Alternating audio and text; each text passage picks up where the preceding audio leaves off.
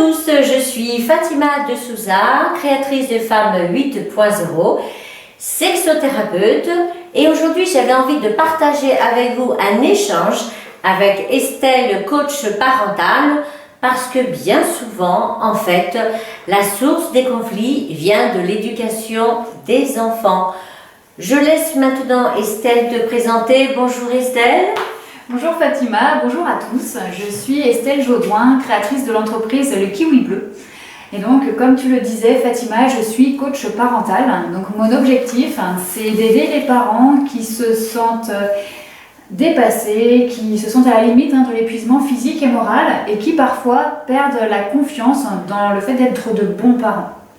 Et j'ai constaté que souvent, on a l'image du parent qu'on voudrait être, le parent parfait, et on a l'image du parent qu'on pense être et que souvent on dévalorise. Donc mon objectif, c'est vraiment de réussir à rassembler ces deux images pour que les parents puissent vivre en cohérence avec la vie parentale qu'ils ont choisie.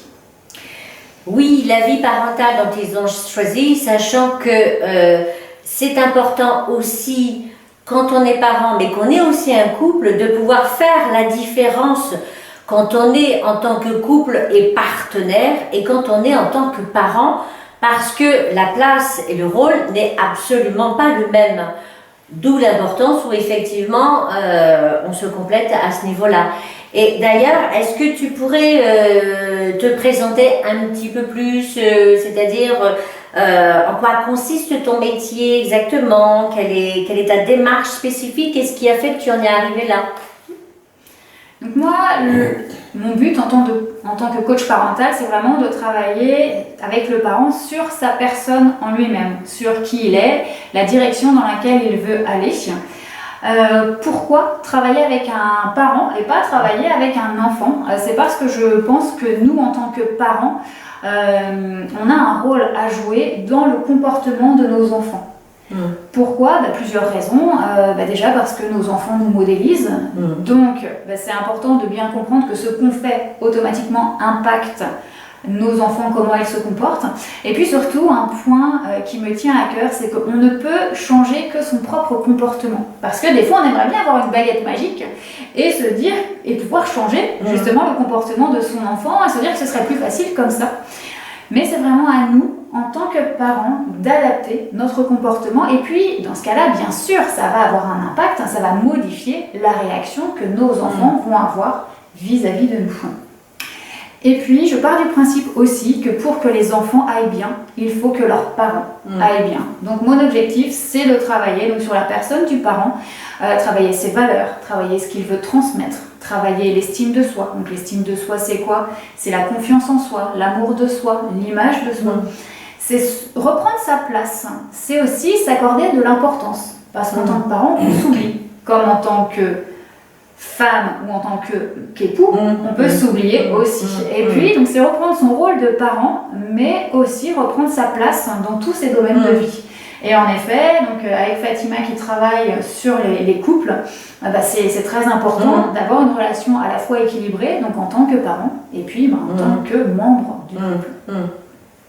Sachant que effectivement, j'associe énormément ma démarche sur la communication entre le couple, et donc j'insiste énormément sur la communication non violente, et c'est pour moi fondamental, parce qu'à partir du moment où il y a une communication non violente avec la reconnaissance de la place du partenaire, ou de la partenaire évidemment, en fait, effectivement, avec cette reconnaissance-là et avec cette réciprocité-là, va venir un respect réel de l'autre, des efforts que l'autre il peut faire, mais aussi de qui il est dans son intégrité. C'est-à-dire que, effectivement, on est parent, on est partenaire, mais on est avant tout humain.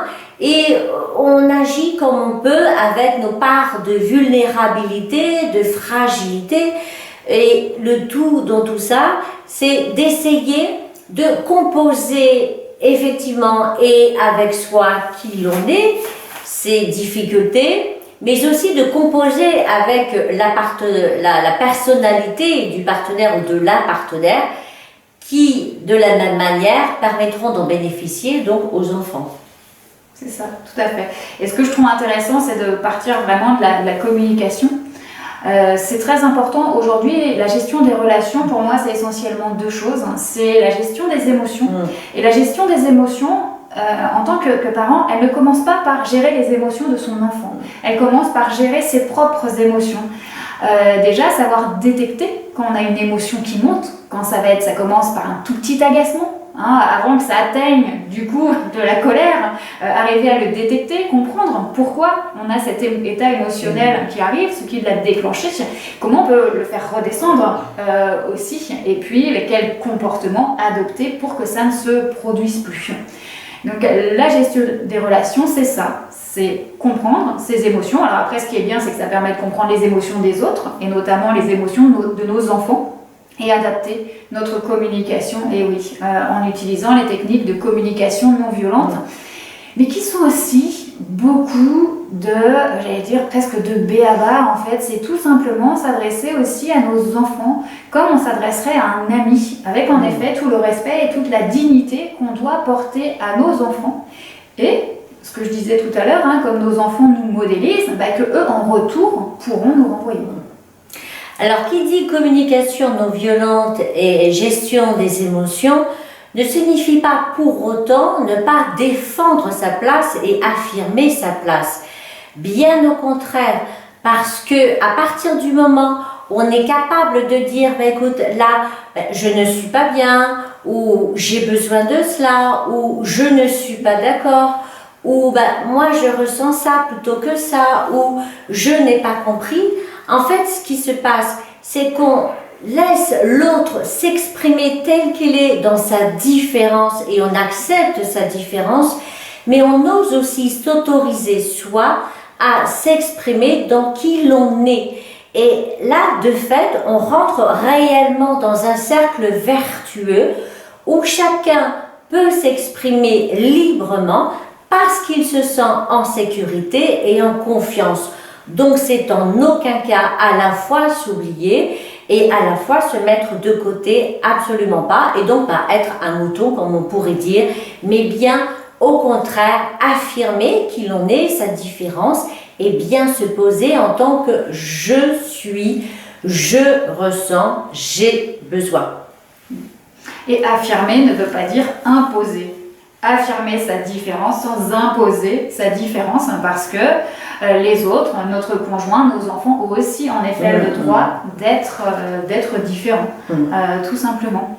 Et puis je rebondis sur le fait, effectivement, ce n'est pas s'écraser, ce n'est pas se rabaisser, de dire ce que de taire justement ce que l'on veut, ce dont on a besoin, et oser s'exprimer, c'est ce que tu disais, c'est oser afficher ce qu'on pense être de la vulnérabilité, alors que c'est tout simplement l'expression de nos besoins, de ce dont nous avons besoin pour être bien, pour être serein, pour être en paix dans notre famille.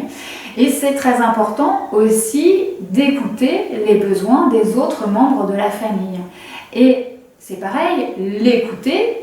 Alors avec nos enfants, c'est un peu différent, on doit prendre ses besoins en charge, mais avec un conjoint, on n'est pas obligé, nous, de prendre en charge tous les besoins de notre conjoint. Parce que chaque personne doit aussi travailler sur le fait de répondre à ses propres besoins. Et nous, c'est pour ça qu'on ne doit pas s'oublier, on doit vraiment se traiter en première classe. Ça veut dire quoi? C'est mon formateur, David Lefrançois, qui le dit beaucoup. C'est-à-dire qu'on est quand même la personne la plus importante de notre vie. Et on a besoin d'aller bien, on a besoin de prendre soin de nous. Et quand je commence à travailler avec des parents, ça, ils ont beaucoup de mal à l'intégrer. C'est quelque chose qu'on oublie, mais on doit prendre soin de soi. Et prendre soin de soi, ce n'est pas être égoïste, c'est aller suffisamment bien pour permettre aux autres membres de la famille, à leur tour, d'aller bien. Ce qui explique qu'effectivement, j'aide les couples à vivre une vie conjugale et sexuelle épanouie, mais parce que, en effet, le bonheur est quelque chose qui se construit dans le temps, c'est un processus, mais où chacun, en fait, apporte pour contribuer à la construction ensuite du couple. Mais pour pouvoir effectivement construire un couple heureux et une sexualité épanouie, faut-il encore pouvoir vivre à minima en accord avec soi-même et vraiment un bon compagnon pour soi-même, c'est-à-dire déjà être bien avec soi-même pour pouvoir en effet contribuer, apporter à l'autre et être bien avec l'autre. Ce qui me semble effectivement une clé fondamentale parce que un couple, pour qu'il puisse être heureux et surtout ensuite construire comme ça dans le temps et continuer à être heureux, il est important que chacun prenne conscience des piliers. Et donc les piliers, ce sont bien l'amitié, le sentiment amoureux et la sexualité, mais qui partent bien de chacun. C'est-à-dire, c'est vraiment d'abord chacun, en tant que je, essaye de mettre en place tous les éléments indispensables pour cela. Mais on parle bien de bien-être d'abord soi, avec soi, pour pouvoir être bien avec l'autre. C'est donc aussi le principe du vivre ensemble et du savoir-vivre et qui rejoint donc la relation vraiment respectueuse et digne et donc l'intelligence relationnelle et l'intelligence émotionnelle. Et j'ai envie de rebondir sur ce que tu dis, sur ce fameux vivre ensemble, qui est qu'à partir du moment où on commence à se comprendre soi, qu'on se respecte soi, on respecte son conjoint, on respecte ses enfants, c'est vraiment une démarche qui rejaillit aussi sur toutes les autres relations que nous pouvons avoir dans notre vie, que ce soit avec nos propres parents, avec notre famille, avec nos collègues, avec nos amis. Et ça permet aussi d'apaiser les tensions dans absolument tous ces domaines de vie, et on en a tous besoin. On a besoin que nos domaines de vie soient équilibrés. On ne peut pas construire quelque chose juste sur notre famille ou juste sur notre travail. Et donc là, on construit une relation harmonieuse avec soi et avec les autres. Et moi, je suis convaincue qu'à partir du moment où les gens sont heureux, véritablement heureux, c'est là qu'ils expriment leur plein potentiel, qu'ils vont pouvoir aider les autres, qu'ils vont pouvoir incarner les valeurs qui sont importantes pour eux, que ce soit en termes de respect, mais respect pas seulement des humains, respect des animaux, respect de la planète, et que on peut se construire aussi ce monde que l'on choisit. Et c'est important de bien comprendre que la vie, en fait, elle est faite de choix. Donc on a deux possibilités, soit on choisit sa vie, soit on la subit, en fait, en ayant l'impression qu'en fait, voilà, il y a des choses qui nous arrivent et on ne les a pas décidées. En effet, on ne les a pas décidées, mais on a toujours le choix de la manière dont on peut rebondir dessus, dont on peut les assimiler et surtout ce qu'on va en faire. Alors après, effectivement, c'est vrai que je peux comprendre que pour des personnes qui sont vraiment prises dans des cercles vicieux où elles se sentent totalement emprisonnées et impuissantes, se dire qu'elles ont le choix, je peux comprendre que ça peut être difficile. Parce que souvent, on aura plutôt tendance à dire « Oh bah oui, c'est facile à dire, quand tout va bien pour elles ». Mais effectivement, en fait, ce qui se passe, et c'est la raison pour laquelle j'ai développé le concept de striptose, où j'amène la personne à vraiment rebondir sur ses blessures et sur ses difficultés pour pouvoir construire une vie qui lui inspire, mais parce que, en fait, il existe toujours des possibles, il existe toujours des issues. En fait, tout dépend effectivement du regard que l'on pose dessus. Et à partir du moment où on essaye tout simplement d'accepter de regarder un petit peu les choses autrement, là on se rend compte que effectivement il existe des issues, il existe des possibles. De la même manière que quand on regarde par exemple une maison que de face, on va avoir que la face de la maison, on n'aura pas effectivement l'arrière et les côtés. D'où la raison pour laquelle le concept de striptose est vraiment d'aller voir la globalité en fait qui anime la personne, de prendre en compte les faiblesses mais aussi les forces et de pouvoir relier tout ça de manière à ce qu'elle puisse réellement vivre la vie qui l'inspire et donc faire le choix d'une vie heureuse et donc de ne plus subir ou de ne plus survivre. Ouais, j'adore ton concept, Fatima, voilà, le fait de voir les choses différemment. Et ça rejoint, moi, vraiment le travail que je souhaite faire avec les parents. Je vais vous raconter la petite anecdote aussi du nom. Pourquoi j'ai appelé mon entreprise le Kiwi Bleu ? Déjà parce que le kiwi ça donne quand même la pêche, hein, donc j'aimais bien.